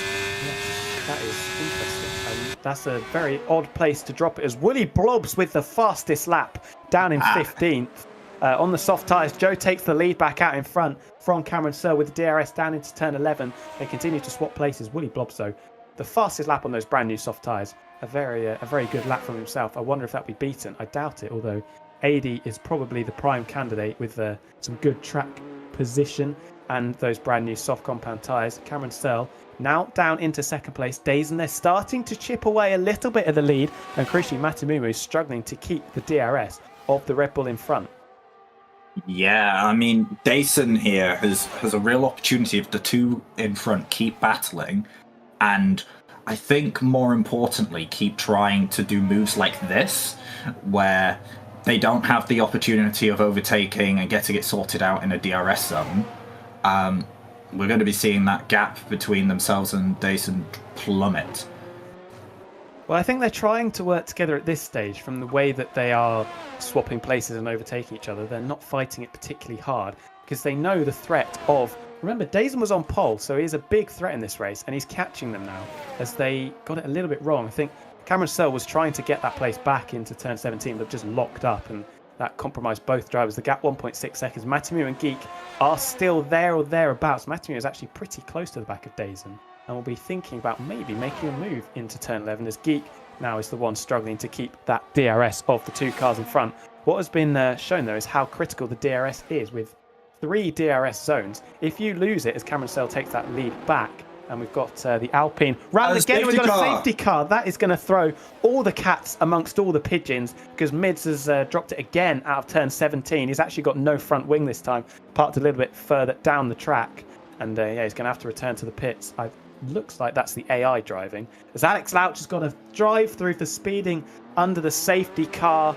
Was in 13th. That's going to drop him down to last, which is what we saw with Geek in, I think it was Hungary, where he picked up a drive through under the late safety car, dropped him down to the back of the pack. So that's his chance of a potential top 10 gone. Cameron Searle's got a drive through as well. I didn't see that. Ooh. Cameron Searle, the championship leader, as he drifts his way through the final corner, absolutely fuming. You can't take... Dazen's out of the race. What's going on? Everyone's in the pits. What's happening? Dason's hit a wall. I went very high-pitched there. Yeah, Dazen's out of the race. Geek is now the race leader. Oh, no, that's because they're all in the... No, Geek stayed out. So Geek has opted to stay out. Cameron Searle, well, there's no point in him pitting because he's got to take the drive-through. GMT UFC gets a 5-second penalty for speeding in the pits. This race has just been blown wide open because Geek is now our race leader. The two Williams are now a net second and third. Joe has ended up with a net 0 gain or loss. He stays where he was once Cameron Searle takes that drive-through penalty. Matty Mumu. Quicks is coming through.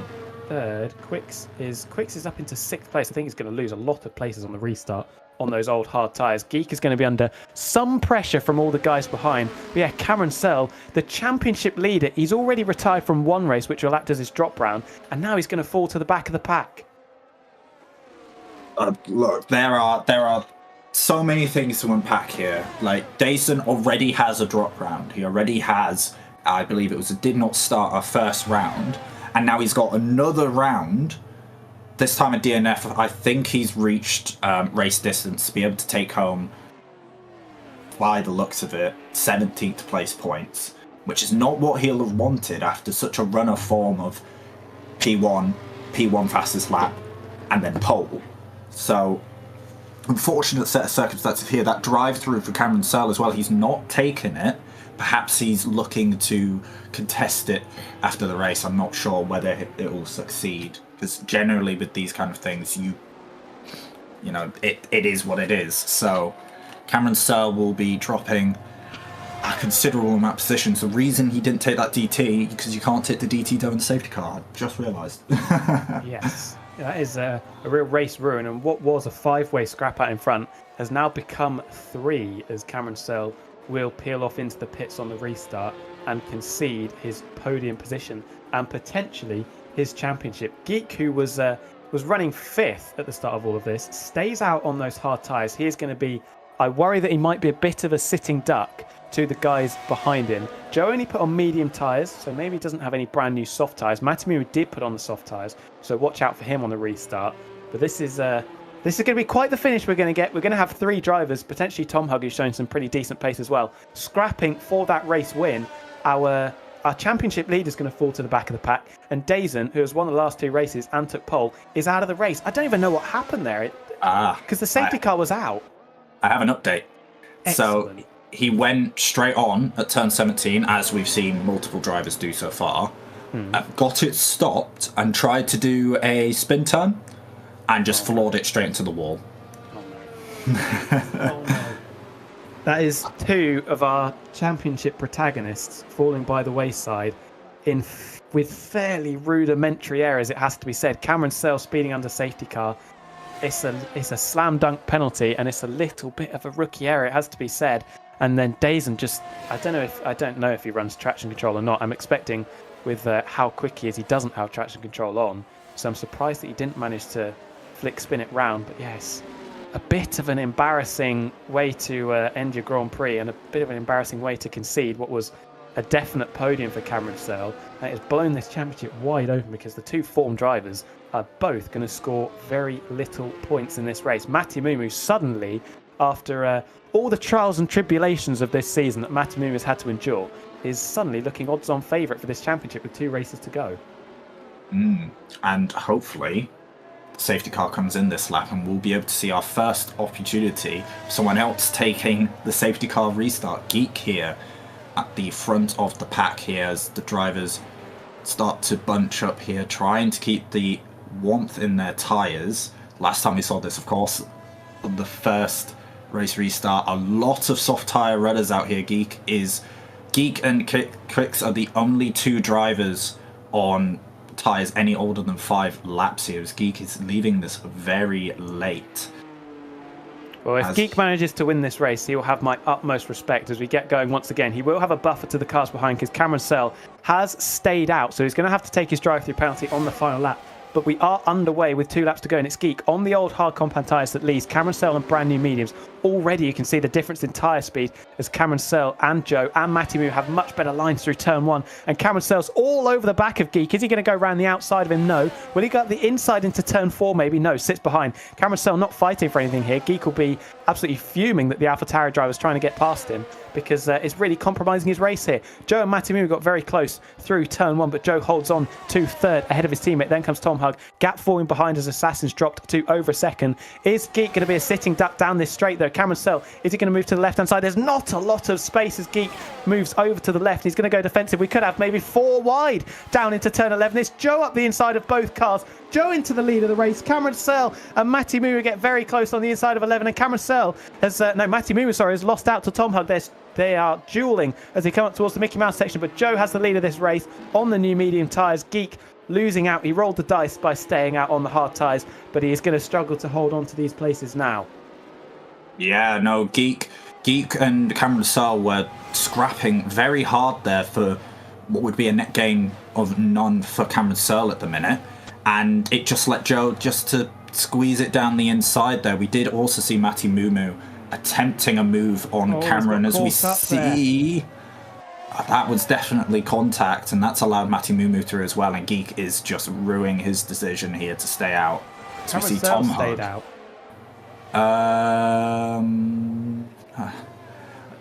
It looks like he'll be fighting after the race then. Cameron Sell stayed out. I can't believe he's not been disqualified, because normally you get disqualified if you don't take the drive-through penalty before the final lap. Geek is struggling to hold on to these places. He's lost 2 and 3, and now 4 as Assassin sends it up the inside of turn 4. Brilliant move if he can get it done. They're going to be very close as they come through the twisty section. Geek losing another place. He was first on the restart. Now down to 7th as he gets a penalty for... I imagine that'll be removed because that's a bit of a stupid penalty for him to pick up. He's now ghosted. I think he's losing a lot of places, and Geek's race is probably over at this stage. He rolled the dice by staying out, but he's now dropped to 8th, and I think that's going to be outside of the top 10 in the near future. Towards the front, though, Matty Moo all over Cameron Sell, who, unless that drive-through penalty is a graphical glitch, and I can't believe he's not been disqualified. I don't think it will be. He might get disqualified as we come to the line, because you definitely can't take a drive-through during a safety car. Yeah, but you can't take it on the final lap, though, because the line is very close outside of the pit exit. Anyway, it looks like it's going to be a Williams 1-2, though, because Joe's leading comfortably in what will be his first win of the season. Matty Moo gets past Cameron Sell on track. They get very close, and they bang wheels going down the back straight into turn 17. Cameron Sell's going to fight this very hard. He's going to fight until the bitter end here. Alex Louch picks up a penalty. Joe's going to pick up a first race win of the season. These two are going to be very close over the line. Cameron Sell will cross the line in second. He gets a, wow, I didn't know that was a thing, 20-second time penalty for an unserved drive-through penalty. It's going to throw him outside of the top 10, and Tom Hug ends up on the podium for Mercedes. Assassin will be 4th ahead of Jareki, Jareki's been in the wars all race, was last at the second safety car restart in 5th. Geek is 10th, Cameron Sell's 13th, and the two Williams have been the main beneficiaries on a crazy end to this race. Yeah, Jareki pit twice during one of the safety cars there. He was a complete outside shot of getting into the top 5. So, congratulations to him. Looking up and down, Alpha starting from the back of the grid with a qualifying, what I assume is a qualifying ban, made his way up into 6th place, 11 places gained. Same with Quicks, 11 places gained for both of these drivers, which has been fantastic racing for them. Cameron Sell, of course, dropping considerable positions. Assassin as well, gaining 7 places, making it up to P4. It has been just a wild race that we've watched tonight. It has been a roller coaster of emotions, I think, for everybody on track. Wow. A couple of things of note.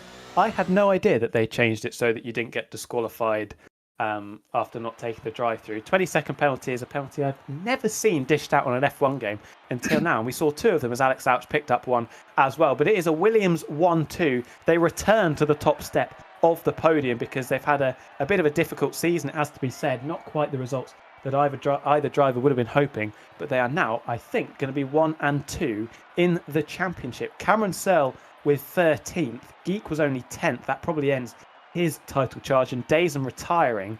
Are we down to 2 drivers left? There's still a lot of points to play for, but you'd imagine these guys are going to get big points these final few races. That was a crazy end, and I'm very much looking forward to the interviews that we are going to do. Just so much stuff to talk about. Yeah, there's so many things. Like why I wanted to ask Dason why he went onto the hard so early. I wanted to ask Geek why he was out for so long. There are questions that I want to ask all of the drivers at this point. just Cue on. everyone. Just queue them up one person at a time. Just queue them. Oh, we would be here for so long. I think we've got to narrow it down. Is there anyone in particular that you would want to be speaking to? We've got to speak to our top two. Tom Hug had some really good battles with Arya early on. I need to know what happened to Dazen. I need to know what happened to Geet. Cameron Searle with the penalty. If I say I'll pick the two Williams, and then if you pick the last one, or maybe we go for four drivers like we did earlier in the season. Oh, you make me choose beans. I want to speak to Jericho. Okay. I want to speak to Jericho because I think the complete turnaround of his race and the complete unexpectedness of seeing him in that top 5 is something that I definitely want to speak about, because he did hit Dazen, his front wing disappeared, he was completely out of it. He pitted twice there in the second safety car onto softs, onto whatever it was that he ended up on. He was just mashing buttons and now popped P5. So, yeah. Yeah, so hopefully, because I think we need a final rundown of the order, because there was a lot that happened in those final 2 laps. So after the interviews, hopefully we'll be able to get that to you and give you a final confirmation of our running order. But we will have our 3 interviews, and we'll kick it off with Jareki when they are finished with their briefing towards the end of the race. And yeah, I'll leave that one to you. I think you're very excited to speak to Jareki. I mean, there was the incident earlier on with Dazen and that fight back. We didn't see too many of his actual overtakes, but ended up in P5. Yeah, we are currently waiting for them to join. I am just scrubbing through the stream. I have found what seems to be a final-ish running order here. So Joe in the lead, Matty Mumu, Tom Hug, Assassin, Jareki, Alpha, Arya, AD, Quicks, and Geek were our top 10. Look, I'm just completely there were too many battles to keep track of in my head.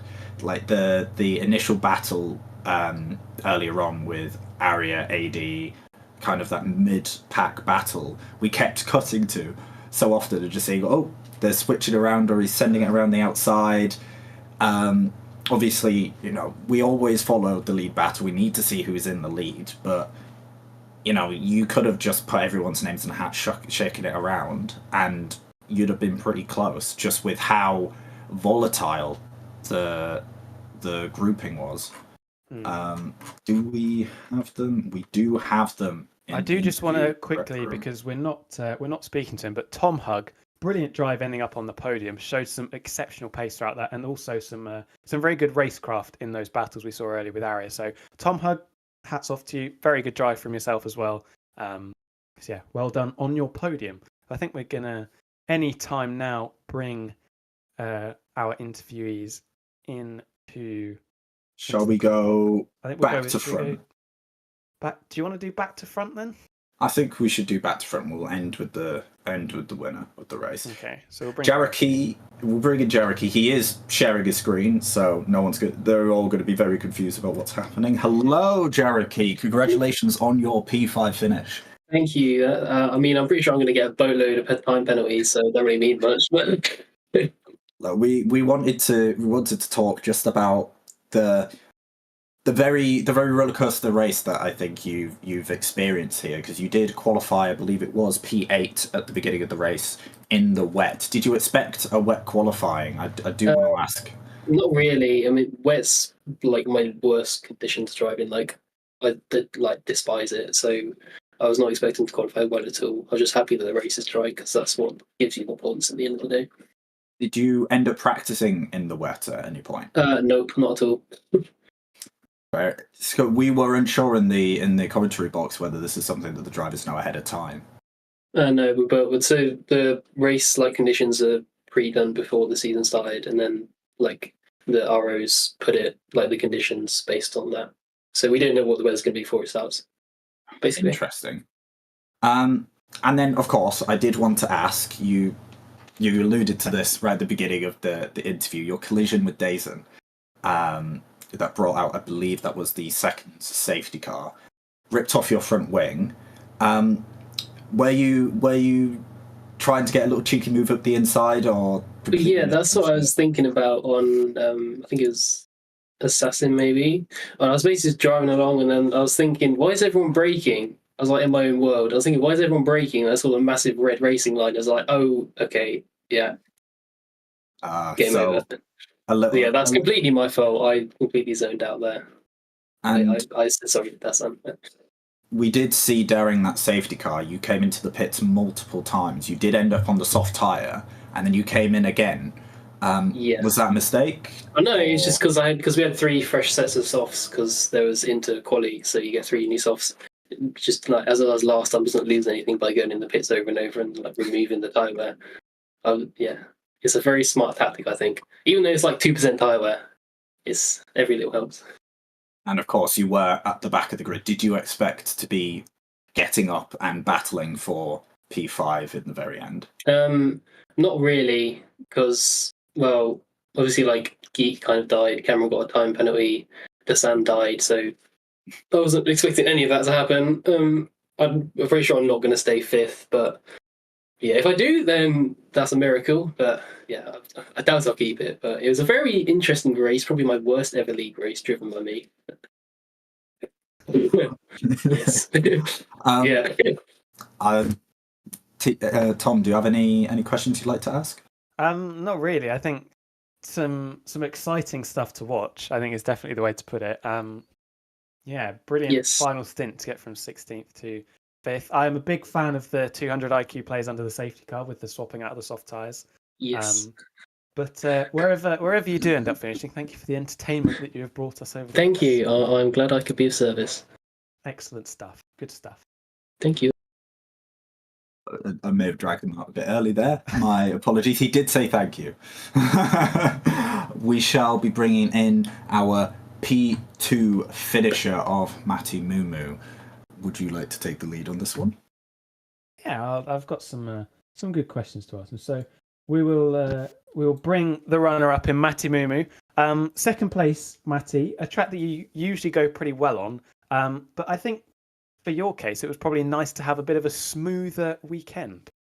It was so nice to spend the whole duration of the race in the lobby. Something that's only happened twice before this season. The other 3 I've lagged out at some stage, but yeah, it was a decent race. Nothing really went wrong, and I got fastest lap, so can't really complain. Things happened to my title contenders, so yeah, not too many complaints. I don't want to talk about that. Obviously, I'm not sure where I think you were behind Dazen when it happened, when he crashed under the safety car. But if we go through them one by one, obviously Cameron Searle with a drive-through penalty, a drop round already gone for him. So that's 2 races where he has minimal points. So that puts you in a very strong position. What actually happened with Dazen, firstly? Well, my perspective, I saw him not really brake for the final proper corner and go straight into the wall. And at that point, it's not. My first thought wasn't, oh god, he's retired. It's, have I disconnected? Which just shows how my season has gone so far.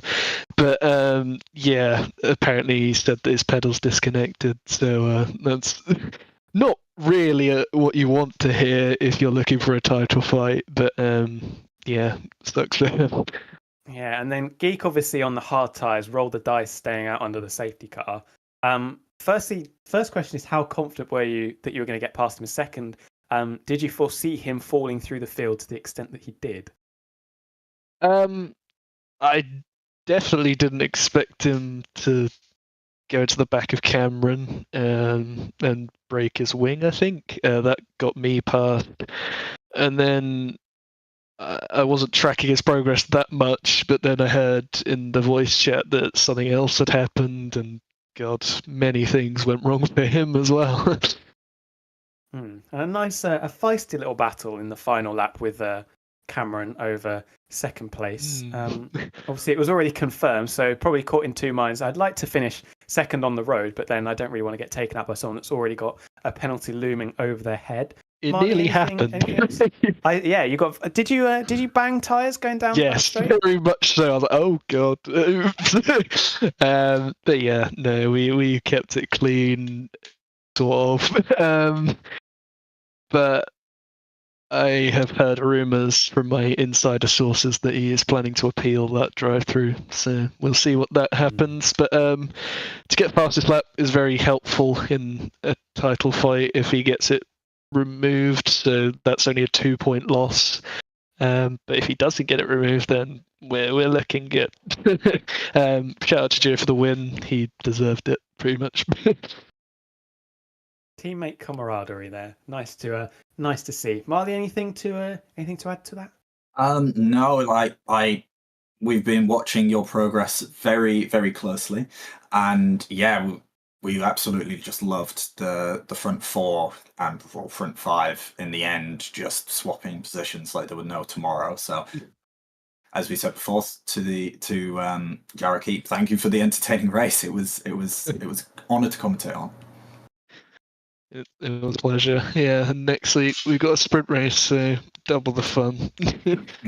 Austria as well. That's going to be carnage, I would imagine.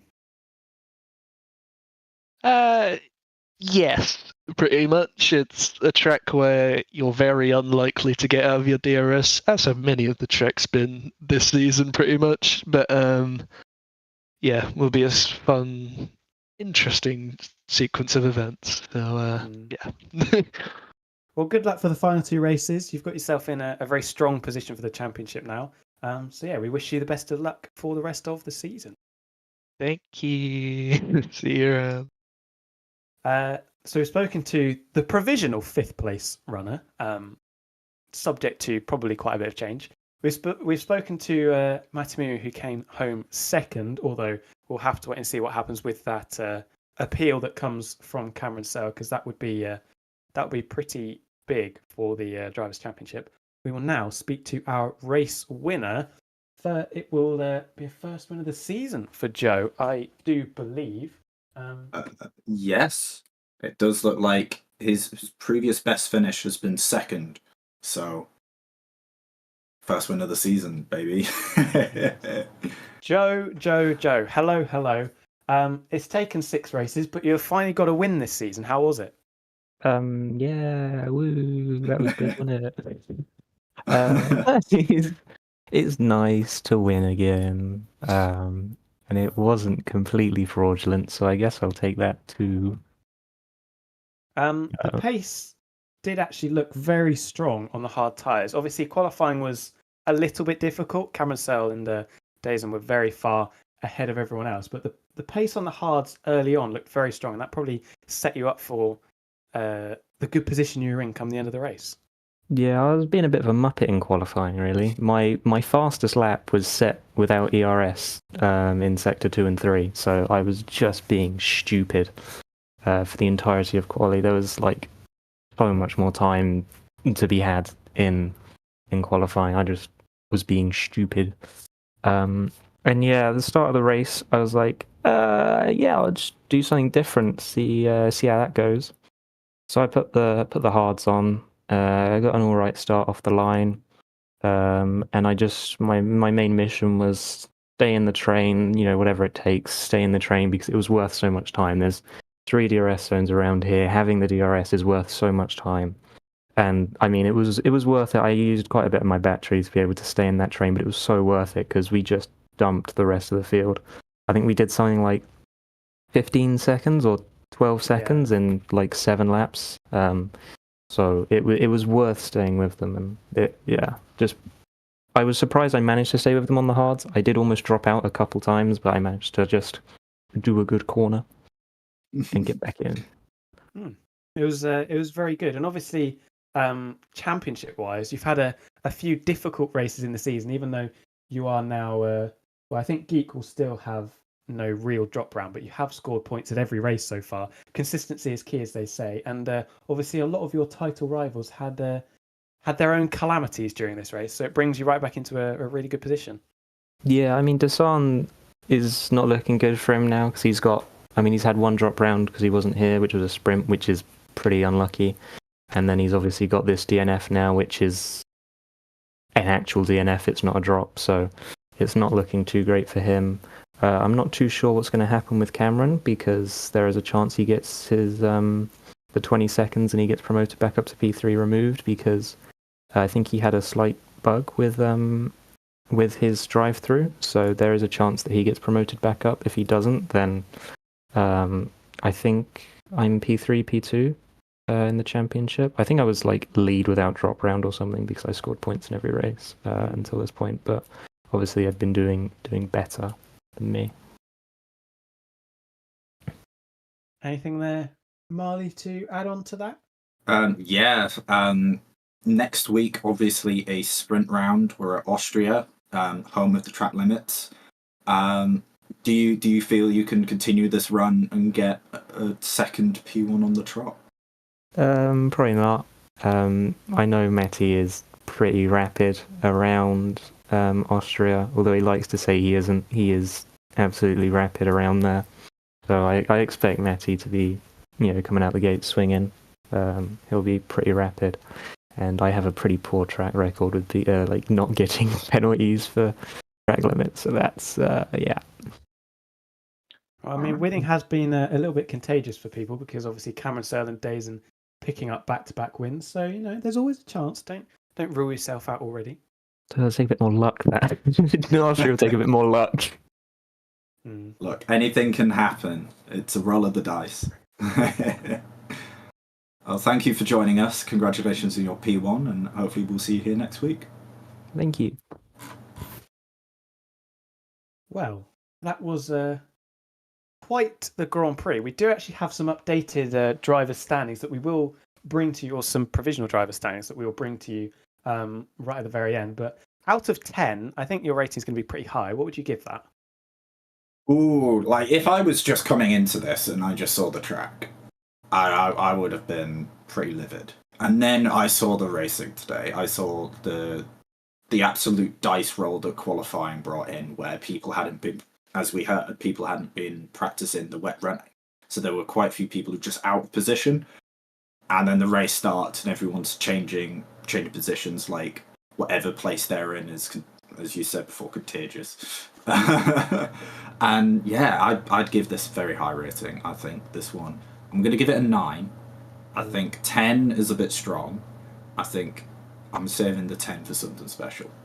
I think Austria could be that 10 out of 10 race you're looking for, because that is always a little bit chaotic. But yeah, I'd probably go for a 9 as well. A very good race. Some provisional drivers standings for you. Obviously, 3 of the leading 5 have had major issues in this race. And it means that Matti Mumu does actually lead with 2 races to go. Provisionally, of course, because Cameron Searle could have his penalty overturned. But the gap at the moment is 28 points between Matti Mumu and Cameron Searle. And then Joe is a further 13 points back. Dazen's probably out of it at this stage, 59 points back. And then Jarek is actually leapfrogged Geek provisionally, of course, because Jarek might be getting some penalties. Geek with that audacious strategy, but it didn't quite work out in the end. So 2 races to go. It is still up for grabs for 3 drivers, I would say. Yeah, I mean, Matti Mumu just got fastest lap point added as well, so he's a little bit further out in front. 11 point. Ooh, no, I'm just 31. waffling. 31 points. Man is trying to extend that. Yeah, as you said, Cameron Searle and Matti Mumu switch positions. Dayton and Joe switch positions. Jarek and Geek switching positions. Everyone's just done this from position 1 down to position 6. So. Look, this could be the race that one of these drivers looks back on and says, that's what got me P1 in the standings, or that's what dropped me out of position. And I think this will be one that they'll remember for quite a while. Yeah, all over the place. A lot of people, some brilliant comebacks, some brilliant racing, some less so good racing at times, but a very good Grand Prix that will round us off for this week's action. Next week, round 7, it is a sprint. It is Austria. That is going to be absolute carnage with the track limits and the way that that track works out. Expect some upsets there as well. This championship is far from over. But for myself, it has been a pleasure to commentate on this race. Been very enjoyable. And yeah, I've had a very good time this evening. Yeah, as have I. And as always, if you are watching and you are not part of the lovely community of the BUSR, you can join us at our Discord, busr.gg/Discord. If you type that into your browser, you'll be taken to our lovely community where you'll be able to find our Formula One championships that run on a Saturday. We have our ACC championships that run on a Monday. We have iRacing that runs on a Thursday evening, and of course Rally that runs throughout the week. It's been a very interesting race today, and throughout the week we've had some interesting goings on in our other championships as well. So if you are interested in any of those games, or you just love racing, please join us. We'd love to see you. Absolutely, get involved. It's a great community, Yes. as you said. But that's going to be us from this week. Oh god, my voice is going. It's been far too exciting, far too much of a workout this week. But yes, it's still going. I might have to hand it over to you. Thank you guys for watching. Obviously, next week you have your fix of racing content with the ACC, iRacing, Dirt, and have I missed anything? Obviously F1 as well. Don't think. Yep, that is everything. In our official series, we do have an official series as well. If you love a bit of AC or Wreckfest as well, I'm a good salesman. Yes, get involved. We'll see you next time. Yeah, it's been a very exciting Miami Grand Prix, and we'll see you next week for Austria. Yes, in a bit.